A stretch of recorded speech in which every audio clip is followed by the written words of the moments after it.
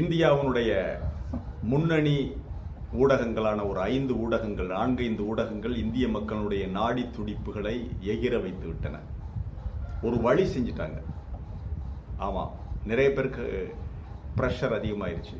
இந்த மாதிரி கருத்து கணிப்புகளை வெளியிட்டு அவர்கள் இந்த வேலையை செய்திருக்கிறார்கள். அவங்களே ஆள் அனுப்பி கருத்து கணிப்பு எடுத்தாங்களா? இல்லை, ஒரே ஒரு ஏஜென்சி தான் எடுத்திருக்காங்க. அந்த ஏஜென்சியை யார் அனுப்பினார்கள் என்று யாருக்கும் தெரியாது. அந்த ஏஜென்சிகிட்ட இருந்து இவங்க எல்லாரும் வாங்கியிருக்காங்க. பணம் கொடுத்து வாங்கினார்களா, இலவசமாக கொடுக்கப்பட்டதா இந்த கருத்து கணிப்புகள் என்பதை பற்றி நமக்கு தெரியாது. மக்கள் தான் யூகிக்க வேண்டும். சரி, இதன் அடிப்படையில் மோடி வெற்றி பெற்றுவிட்டால் அதன் பிறகு மக்களுக்கு இருக்கின்ற, எதிர்க்கட்சிகளுக்கு இருக்கின்ற ஒரே வழி கோர்ட்டை நாடுவதுதான், சுப்ரீம் கோர்ட்டுக்கு போவதுதான்.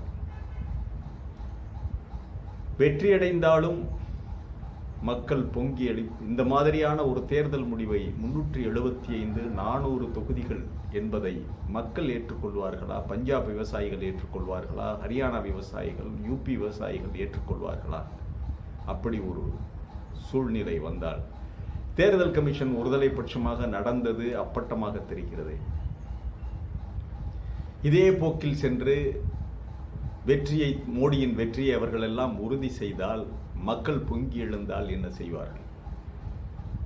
லட்சக்கணக்கான மக்கள் இங்கே பொங்கி எழுந்து வந்தார்கள். இப்போது வெற்றி அடைந்தாலும் சரி, தோல்வி அடைந்தாலும் சரி, வெற்றி இந்த இவ்வளவு மிகப்பெரிய வெற்றியை தேர்தல் கமிஷன் கொடுக்கிறது என்றால் அதை பார்த்து கொண்டு யூபிக்காரர்கள், தமிழ்நாட்டு மக்கள் பார்த்து கொண்டிருப்பார்கள். தென் மாநிலங்களில் அவ்வளவு பெரிய எதிர்ப்புணர்வு இருக்காது. டெல்லி ரொம்ப தூரம், மாவட்ட தலைநகர்களில் சும்மா ஆர்ப்பாட்டத்தை நடத்திட்டு போயிடுவாங்க. ஆனால் டெல்லியில் அப்படி இல்லை, யூபியில் அப்படி இல்லை. அதுதான் விஷயம். டெல்லி அப்படி இருக்காது. யூபி, பஞ்சாப், ஹரியானா மக்கள் ஒன்று திரண்டு, அது அவர்களுக்கு, நீங்க வடநாட்டுக்காரங்களை நம்ம தப்பா எடை போட்டுக்கிட்டு இருக்கோம். அவங்கள மாதிரி ஒரு சொல்றதை நம்பி, இந்துத்துவா சொல்றதெல்லாம் நம்பி வாக்களிக்கிறவர்களும் கிடையாது. ஆனால் ஏமாற்றப்பட்டு விட்டோம் என்றால் வீதிக்கு வந்து கையில் கிடைத்ததை எடுத்துக்கொண்டு வீதிக்கு வருபவர்களும் அவர்கள் தான் வருவார்கள். அவர்களை எதிர்கொள்ள வேண்டும் குஜராத்திகள். குஜராத்திகள் அல்ல, அதிகாரத்தை கையில் வைத்திருப்பவர்கள். அவர்கள் என்ன வேண்டுமானாலும் செய்வார்களே. அப்படியானால் அப்போதும் சரி, அதன் பிறகு சரி, அது ஒரு பக்கம். இன்னொரு பக்கம் இந்தியா கூட்டணி வெற்றி பெற்று ஆட்சியை கொடுத்து விட்டு போக வேண்டும் என்றால் அதற்கும் தயாராக இருக்க வேண்டும். நாம் எதற்குமே தயாராக இல்லை, நான் தான் பிரதமர் பதவியில் இருப்பேன் என்றால் அதன் பிறகு அதிகாரத்தை காட்ட வேண்டிய விதத்தில் காட்டுவதை தவிர வேறு வழி இல்லை என்றால், இவர்கள் இராணுவத்திற்கு உத்தரவிட்டால், இராணுவத்தின் மூலம், அதிகாரத்தின் மூலம், துப்பாக்கி குண்டுகளின் மூலம் நாம் ஆட்சி அதிகாரத்தை தக்க வைத்துக் கொள்ளலாம் என்று நினைத்தால் அது நடக்குமா? இந்தியா ஒரு மாபெரும் ஜனநாயக நாடு. இந்தியாவுடைய தேர்தல் உலகையே ஆச்சரியப்பட வைக்கிறது. 140 கோடி பேருக்கும் நாம் தேர்தல் நடத்தி முடிக்கிறதை பார்த்து உலகமே வியப்பில் ஆழ்ந்து போகிறது.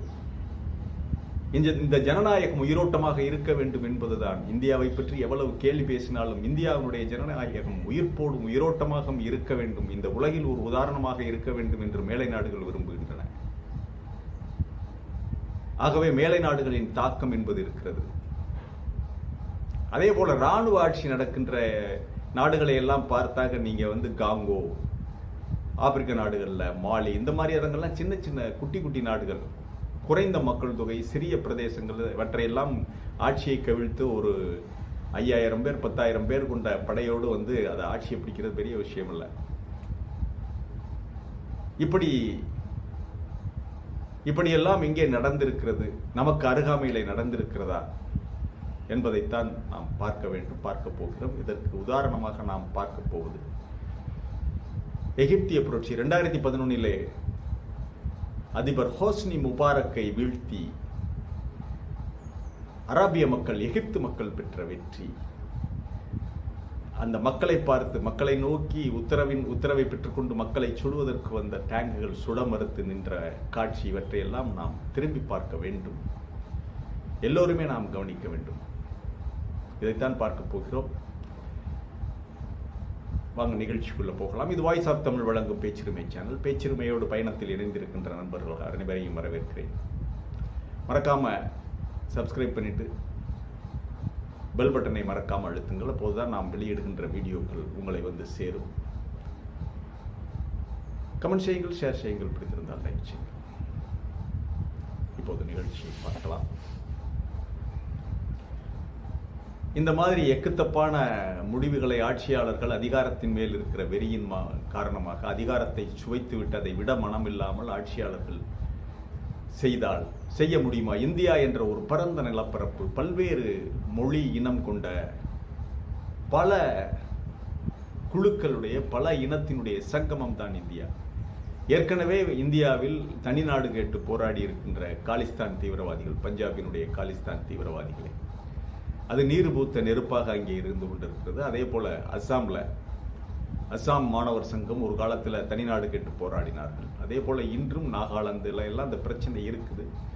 காஷ்மீர் பற்றி எரிந்து கொண்டிருக்கிறது. இந்த மாதிரி சூழ்நிலையில் 12 லட்சம் துருப்புகள், அதாவது கிட்டத்தட்ட 15 டிவிஷன் நினைக்கிறேன், 12 லட்சம் துருப்புகளை வைத்துக்கொண்டு மிகப்பெரிய சைனாவோடு மிகப்பெரிய எல்லை, அதன் பிறகு பாகிஸ்தான் எல்லை, நேபாள் எல்லை, நேபாளோடும் நமக்கு பிரச்சனை, வங்கதேச எல்லை, பர்மா எல்லை, இவற்றுக்கெல்லாம் போதுமான துருப்புகள் வேண்டும். ஒவ்வொரு மாவட்டத்தையும் அடக்கி ஆள்வதற்கு இராணுவத்தை அனுப்ப வேண்டும். அதற்கு கட்டுப்படுவார்களா மக்கள்? அதிகாரத்தை செலுத்த முடியுமா? என்ன ஆகும்? இதற்கெல்லாம் ஒரு உதாரணமாகத்தான் நாம எகிப்திய புரட்சியை நினைவில் கொள்ள வேண்டும்.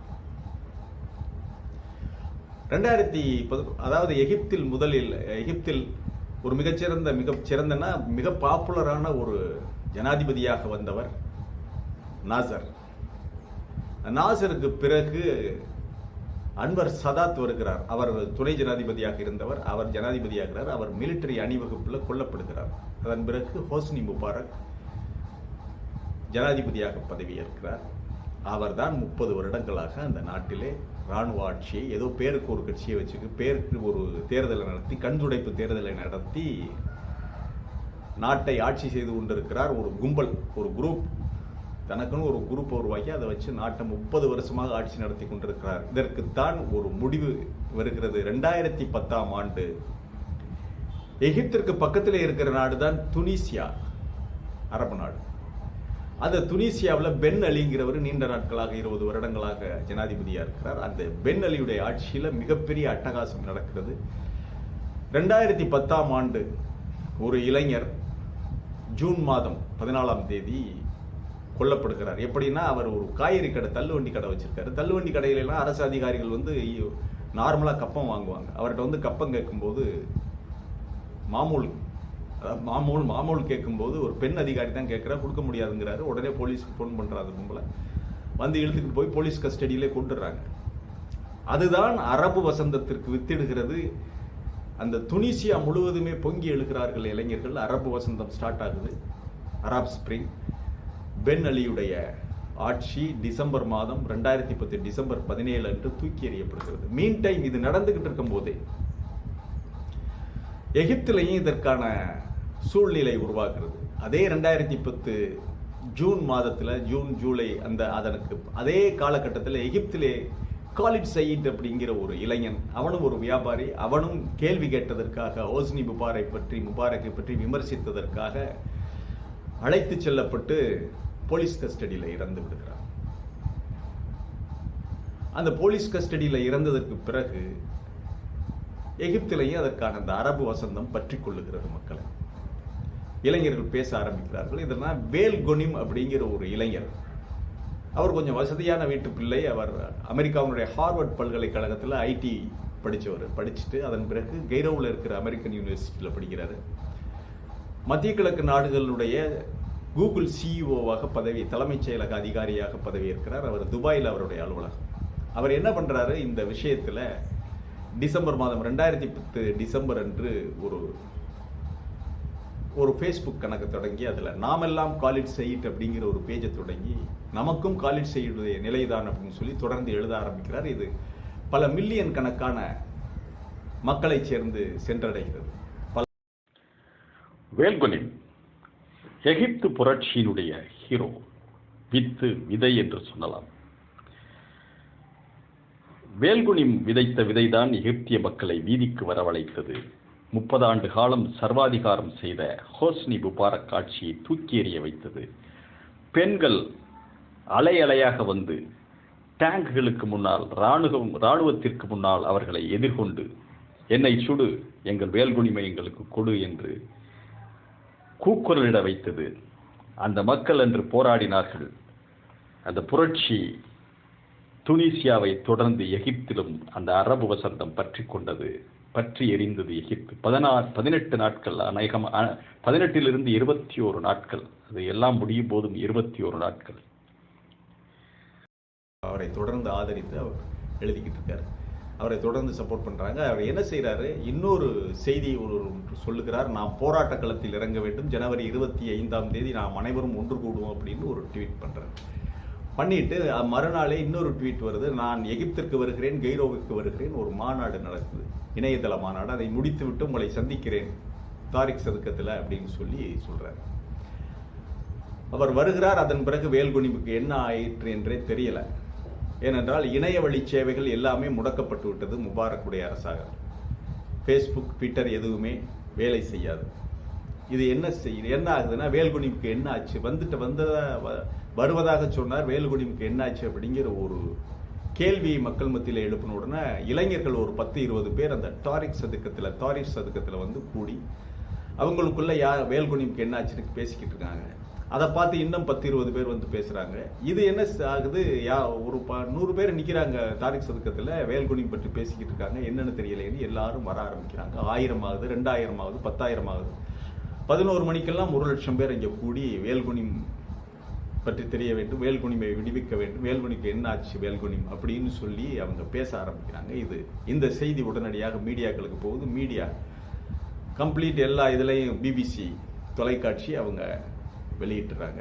அலெக்சாண்ட்ரியா உள்ளிட்ட எல்லா நகரங்களுக்கும் இந்த விஷயம் பரவுது. மக்கள் பொதுவெளியில் வந்து அலெக்சாண்ட்ரியா உள்ளிட்ட நகரங்களில் பொதுவெளியில் நின்று கும்பலாக அப்படியே மக்கள் சேர ஆரம்பிக்கிறார்கள்.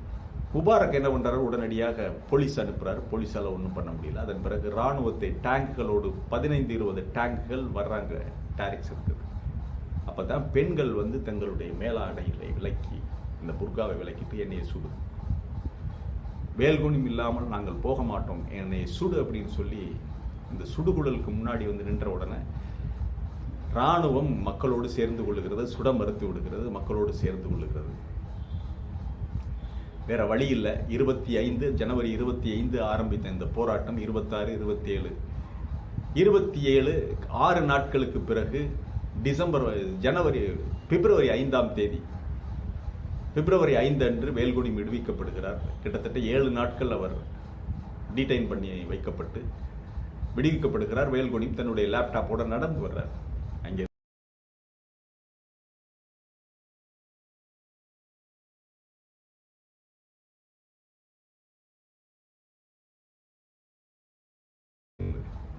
அதை பார்ப்பீங்க, காணொலியில் பாருங்க. நடந்து வருகிறார். நடந்து வந்து அந்த தாரிக் சதுக்கத்தில் வந்து தன்னுடைய பேஜை, ட்விட்டர் இதை மறுபடியும் இயங்க ஆரம்பிச்சிருச்சு. அவர் செய்தியை அனுப்புகிறார், நான் உங்களோடு தான் இருக்கிறேன் தாரிக் சதுக்கத்தில், இதன் மூலம் என்னுடைய சகோதரர்களுடைய வலியை, வேதனையை, துக்கத்தை, வறுமையை பகிர்ந்து கொள்கிறேன் அப்படின்னு சொல்லி வேல்குனிம் ட்வீட் பண்றார். மக்கள் இன்னும் அதிகமாக வருகிறார்கள். கிட்டத்தட்ட 20 லட்சம் பேர் அங்கே வந்து திரண்டு நின்று ஒரு பெரிய மௌன புரட்சி நடந்தது. அரசு ஒன்றும் செய்ய முடியல, வேறு வழி இல்லை. மக்களோடு பேச்சுவார்த்தை நடத்தினாலும் அவர்கள் எதற்கும் ஒத்து வரவில்லை. இறுதியாக ஹோஸ்னி முபாரக்கினுடைய அதிகாரம் மெல்ல மெல்ல மக்களால் பறிக்கப்பட்டது. வேற தேர்தலால் பறிக்கப்படவில்லை, வாக்குச்சீட்டால் பறிக்கப்படவில்லை, கூடி நின்ற மக்களால் பறிக்கப்பட்டது. முபாரக் சொல்றதை கேட்கறதுக்கு, கட்டளை ஏற்பதற்கு ராணுவம் மறுத்துவிட்டது, போலீஸ் மறுத்துவிட்டது. அப்படி இருந்த என்னுடைய கட்சிக்காரர்களுக்கு போலீஸ் உடை உடுத்தி ஒரு 100 பேரை குதிரையில் அனுப்பினார் அடிக்கிறதுக்கு. எல்லா குதிரைகளையும் பறித்து கொண்டு அவர்களையும் நைய புடைத்து அனுப்பினார்கள் எகிப்திய இளைஞர்கள். இந்த எகிப்திய இளைஞர்கள் ஒரு இஸ்லாமிக் பிரதர்ஹுட் கட்சி அப்படின்னு ஒரு இஸ்லாமிய சகோதரர்கள் கட்சி என்று ஒன்று வைத்திருந்தார்கள். அதுதான் மும்முரமாக இந்த வேலையிலே இறங்கி பார்த்தார்கள். இந்த இதை ஆக இப்படி இந்த எகிப்திய புரட்சி என்பது இப்படித்தான் நடந்தது. மக்கள் திரண்டு மௌன புரட்சி செய்கின்ற பொழுது அதிகாரம் கைமாறிவிடும். அதிகாரிகள் பயந்து விடுவார்கள், தேர்தல் கமிஷன் பயந்து விடும், எல்லோருமே பயந்து யாரும் தலைமையிலிருந்து வருகிற கட்டளையை உதறித்தள்ள விடுவார்கள். மக்களுக்குத்தான் தலை வணங்குவார்கள். இதுதான் மக்கள் புரட்சி. ஒவ்வொரு இடத்திலும் இந்த உலகில் மக்கள் புரட்சி கற்றுக் கொடுத்திருக்கின்ற பாடம். இதை கவனத்தில் கொள்ள வேண்டும். ஏனென்றால் இந்தியா போன்ற ஒரு பரந்துபட்ட நாட்டை ஆட்சி செய்பவர்கள் மிகப்பெரிய நாட்டில் இராணுவ சட்டத்தை இராணுவம் மூலம் டேங்குகள் மூலம் அதிகாரத்தை நிலைத்து வைத்திருப்பது என்பது மிகப்பெரிய அழிவிலே கொண்டு போய்விடும். நாடு தடுமாறிவிடும், சின்னாபின்னப்பட்டுவிடும். இதற்காகத்தான் காத்து கொண்டிருக்கிறார்கள் எதிரிகள். இந்தியா எப்பொழுது உடையும் சிதறும் என்று. அந்த நிலை வந்துவிடக்கூடாது என்பதுதான் நம்முடைய ஆசை, குறிக்கோள். பார்க்கலாம், நல்லதே நடக்கும். மீண்டும் ஒரு காணொளியிலே உங்களை சந்திக்கிறேன். இதுதான் எகிப்திய புரட்சியினுடைய வரலாறு. ஒவ்வொருவரும் நாம் அதை தெரிந்து கொள்ள வேண்டும். நல்லதே நடக்கும் என்று எதிர்பார்ப்போம். நாளை இது வாய்ஸ் ஆஃப் தமிழ் வழங்கும் பேச்சுரிமை சேனலை சப்ஸ்கிரைப் பண்ணிட்டு மறக்காம பெல் பட்டனை கமெண்ட் செய்யுங்கள், ஷேர் செய்யுங்கள், பிடித்திருந்தால் லைக் செய்யுங்கள். நன்றி, வணக்கம்.